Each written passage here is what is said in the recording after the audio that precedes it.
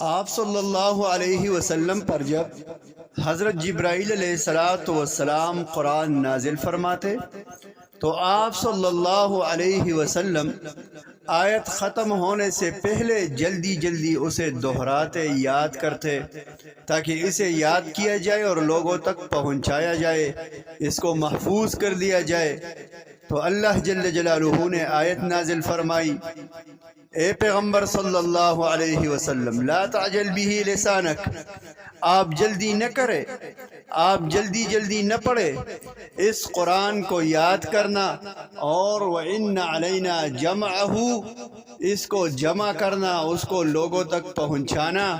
یہ ہمارے ذمے ہے۔ لہٰذا اللہ جل جلالہ نے یہ قرآن آیت بآیت حرفاً بحرفاً اس کی حفاظت کی ذمہ داری لی ہے۔